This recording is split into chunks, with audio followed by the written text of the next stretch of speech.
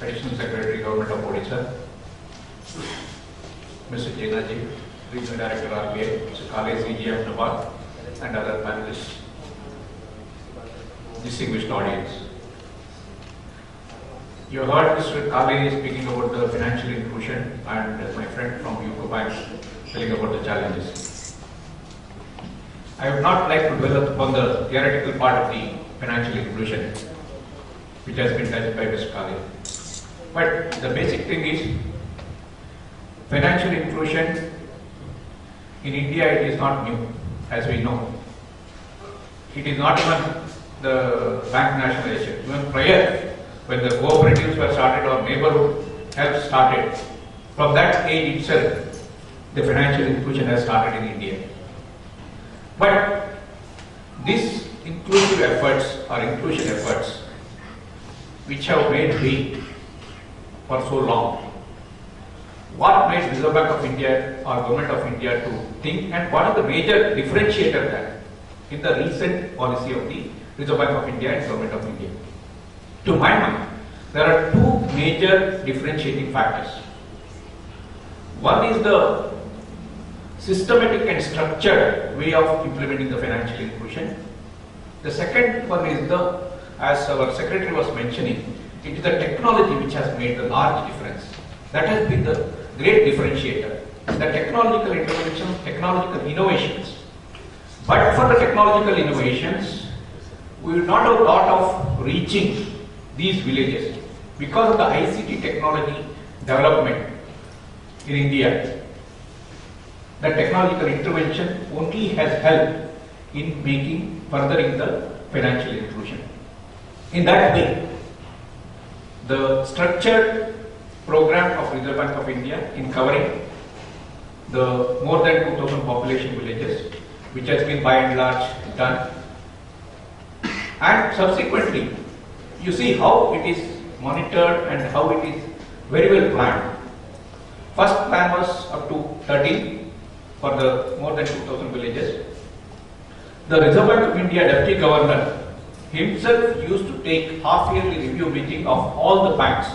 The chairman and one of the board of directors is also called at the review meeting to know the implementation level in each bank, to bring the seriousness among the bankers to have this done. That has given a lot of impetus and also making this financial inclusion as a part of business agenda of the banks. Everyone thinks that yes, we have to generate business, we have to make these things happen in the area. Now, when we attempted financial inclusion, as Mr. Kale told, there are two ways of doing it. One is the bank-led branch brick and mortar model. The second one is the ICT model. I would like to narrate some of the good experiences of Canara Bank. Maybe it will contrary to the views of our UCO Bank GM he has told. Because I believe, as a person working in financial inclusion for say 3 to 4 years, substantial progress has been done in India in the matter of financial inclusion. Take for example, in opening up brick and mortar branches. Reserve Bank of India had put a soft guideline that each bank in more than 2,000 villages, you need to open brick and mortar branches in almost 15% of the villages. I think by and large, if not 15%, majority of the banks have crossed 10%. That is, the number of rural branches, if the latest statistic says, has increased by almost 8,000 branches. That is a substantial progress. In Canara Bank, our belief was that the rural people, the rural poor, believe in the physical structure. What we emphasized was on the physical structure, physical brick and mortar model. I am very happy to share with you that our villages, more than 2,000 villages, almost 20% of the villages have been covered by the brick and mortar branches. These brick and mortar branches are very low cost branches. Low cost branches in the sense they have hardly 600 to 700 square feet area, one officer or manager and one clerk. supported by a sub-staff it is required, or he will be on a ad hoc basis. Very low cost model. But the technology, wherever these branches are there, they will be attached with even wherever it is required on PC also. But to our surprise, the branches which have been opened in the year 11 and 12, we have opened about 175 these branches. The average business of these branches has crossed 10 crores now. Even we would not have imagined to our surprise the average business of these branches, and these branches have been contributing for the business of the bank. As Mr. Kaze was telling, this should be the part of the, when these branches starts giving, definitely the bank and the top management also gives focus for these. Yes, these are giving. And one more, now there is a, in banking sector there is a cramp for CASA. These branches give majority of the deposits as CASA. Almost in our bank it is about 65 to 70% of their total deposit is under CASA. That is how these branches can. And over a period of 2 years, almost 80% have crossed the break-even level. That is the way, I think, with the greater focus on these branches, brick and mortar structure and the support system. That is very important. The second thing is, entrepreneur was asking one question on the support of the entrepreneurs. What we had done, just by opening the branches in the rural areas, we will not be able to generate business. We need to look at the comprehensive development or comprehensive solution for this problem. What we did, wherever our these financial institution branches were opened, as you know, Canara Bank, Syndicate Bank and Dharmasala Trust, we had started RULSET movement, that is Rural Employment Self-Employment Training Institute, way back in the year 1982, wherein short-term training skill programs are given, and these trainees are monitored or given handholding support for the next 2 years to develop their enterprise, to link with the bank, to get the credit for starting their own enterprise. If they have any problem in developing the enterprise, then supporting them through their training program and also giving them the marketing support. Creation of livelihood enterprises. That was one focus. This, I can tell my friend that with this movement, earlier we had 27 Rural Development and Self-Employment Training Institutes, and Canara Bank on its own has about 33 Self-Employment Training Institutes. Government of India, Rural Development Department thought this experiment has been successful and each district should have this type of self-employment training institutes. The speciality of these self-employment training institute is that they train the unemployed youth as an entrepreneur. They are trained for say 15 days to 45 days or wherever the skill requires more days training. It is given free of cost. The training is given free of cost. It is not the end of it. But they are again monitored, given handholding support for the next 2 years. Suppose if the person is not able to establish his enterprise, the director of the institute gives him a handholding, counseling support. There is in Canara Bank's training institute, we have a credit advisory division who will help in developing a project report also. Suppose if he is interested in, you told solar cells or solar lamps like that how to make a solar project, what would be the thing. That sort of technical support would be given by the director. Not only that, his job is not over when he makes the project report. Ensure that he links up with the bank and say that this is the training trained by us, he is a capable person, he has got all the skills, he can develop, and for that he can set up an enterprise, therefore please give him the credit. If Canara Bank branch is there, definitely Canara Bank branch would take on priority. Otherwise, if there is no bank, Canara Bank in that area, but other bank will request them to see that this is supported. One more thing is, for this side of enterprises, Canara Bank has come out with 2 schemes under the MSME, Canara Pragati and Canara Unnati, wherein up to 10 lakhs, the loans are given to the micro entrepreneurs for setting up that enterprise with very concessional rate of interest, and they need not give any security. It is only on the CGTMSE coverage these loans are given, and maximum publicity is given for this scheme, so that the entrepreneurs come to know about the scheme availability, go to the branches and take the credit facility from that. With that, entrepreneurs come to know about these schemes, and they can go and ask the branch manager what is the scheme, how it works, whether it can be taken, and the margin also is very, very less in that. His portion is very, very less in that.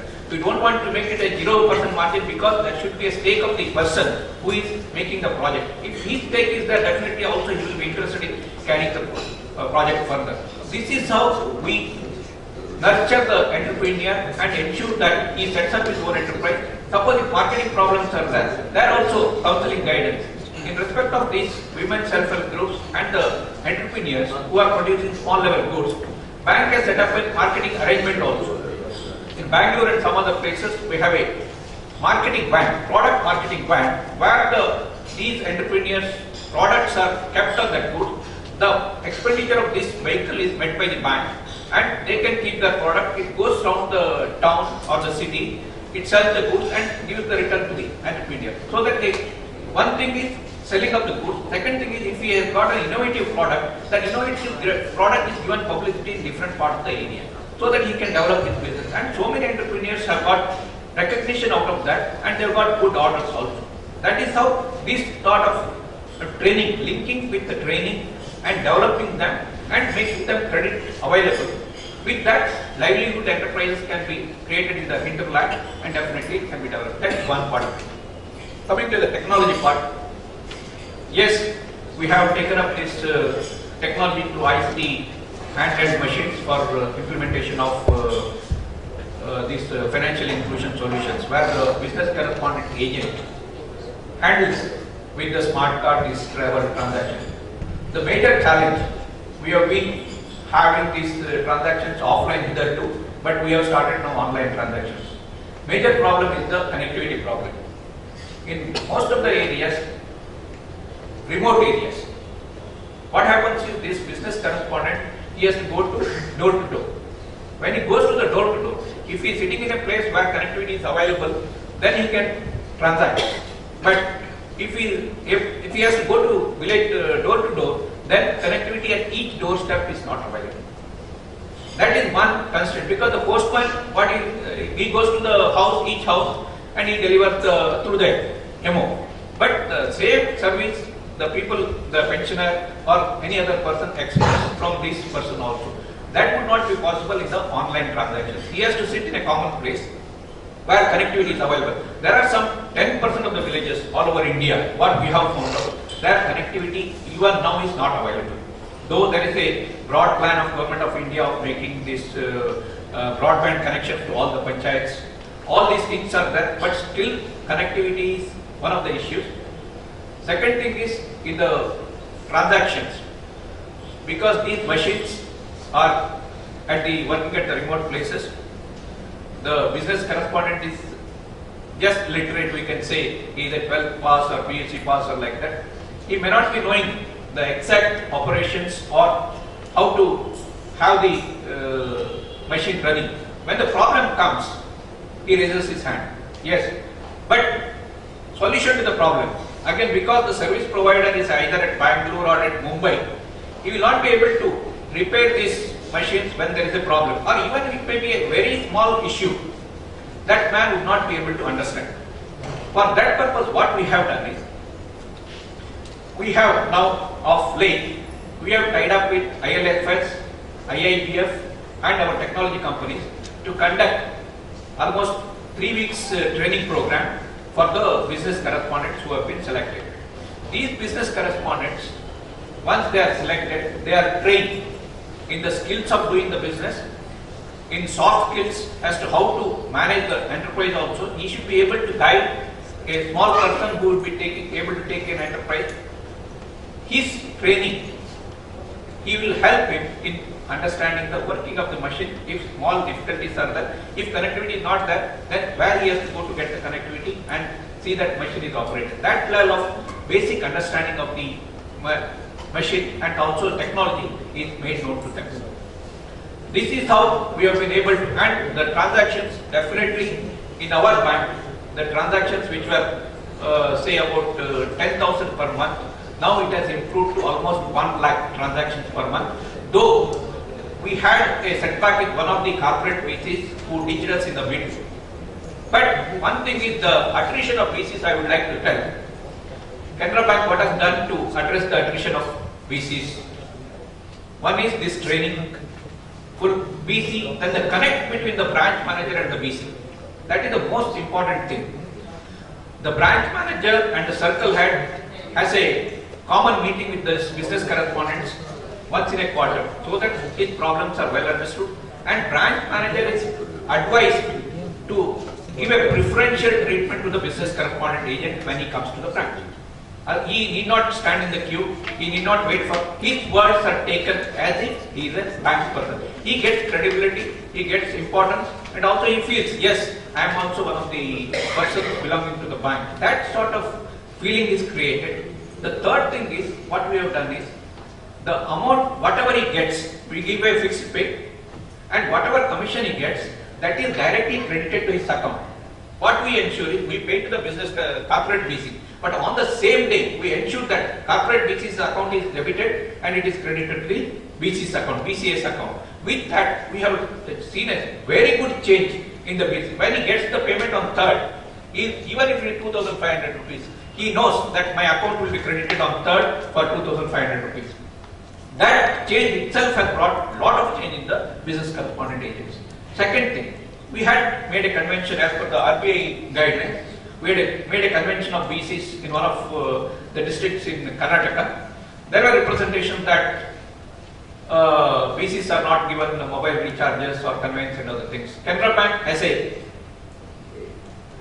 promoting measure, now we are giving them 300 rupees as mobile recharge charges, 300 rupees as conveyance, and also one vehicle loan scheme at base rate to purchase a vehicle to the business correspondents, so that he is happy, he is doing business, and also he is loyal to the bank in connecting. He does not fall into other types of measures, either collecting money or going for some other ways when he is doing the business. With that, lot of credits has developed, and he is definitely attached to the branch. And most of the bases, even if we ask them to leave, when we open the new branches, when we ask them to leave, they say, no, we will not leave. We will work, you give this village or even 10 kilometers away village, I will go there and work.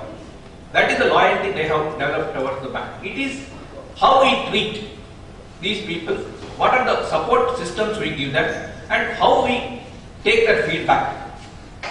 This was done, I think, within 1 month of time. Our board took a decision, yes, we'll do this to promote this movement. Definitely it has helped, and it has helped almost 3,500 VCs across the country. Though these handful of people have made, but it has helped about 3,500 people. This is about the ICT model. The one more model what we have developed is the kiosk banking model. In the kiosk banking model, with the TCS software solution, we have tied up with the CSE governance, Government of India, wherein CSE governance will provide all the infrastructure support, and these people, village level entrepreneurs will be selected by that. They will be working, and only thing is the physical structure. Customer has to come there because this person cannot go. But it gives all other government services also, like any other Bangalore one, or I think here Orissa also must be having that.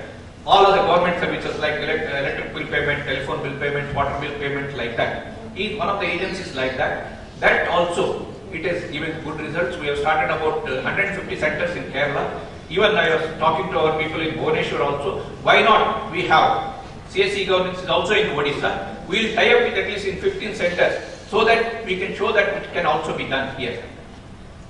And they give the connectivity would not be a problem because it will be a center where connectivity is available. People can come and they know very well that this branch of, and we have the Canara Bank board, and that we will be sitting there. It will give a credit that he is always there. And timings, he also knows by this time if I come, I will get the benefit. Whatever the thing is that, and the cash management is also one of the issues with the VCs. What we have done is, We have asked the VCs to say, give 25,000 rupees. It will not be taken as security or anything. It will be kept in his account. He has to, through the corporate VCs, that 25,000, within that he has to operate. Wherever these government transactions are there, NREGA or OAP, old age pensions and other things, then bank comes in as a bank's money, they fund for 3 days. Suppose 1 lakh payment has to be made one day, bank gives the money to them and within 3 days it has to be cleared. This sort of support system would definitely come in our help to make this an exercise meaningful one, holistic one, and definitely we can make. And with this Nachiket More committee report, I think most of you must have gone through the Nachiket More committee report. Earlier it was financial inclusion, but he has gone how to deepen the financial inclusion at the individual level. What are the steps to be taken? What is the institutional arrangement that is required for furthering the financial inclusion? What are the support systems required for the financial inclusion? I think, and there is a definite set date by January 1, 2016, each adult of the country should have an electronic, safe, secure bank account through the Aadhaar mode. Because we know that Aadhaar is one of the things which has made long headway in the country. About 50 crore people have got the Aadhaar already. Because of that, this is one, through that account, each individual should have the account. Then there should be different structures. What the committee feels is that for payments, like these VC payments and other things, banks can float subsidiaries and start payment bank style, wherein they will be engaged in only payments and accepting small deposits. Then the wholesale banks, the investment banks like that. Specialized structures he is advising, and many other things like support systems, how these structures of the banks should be supported. What are the regulatory requirements? How priority sector should be done. Various suggestions have been given. I think it's a path-breaking thing which is going to come, because now financial inclusion efforts have taken a big way.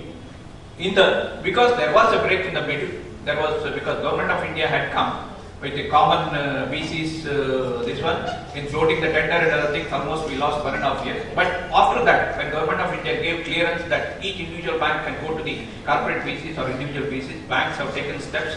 It is moving. Definitely in the next 1 or 2 years, definitely there will be improvement. And with this Nachiket More committee recommendations, definitely banks, as bank-led model, government has always got the confidence in banks.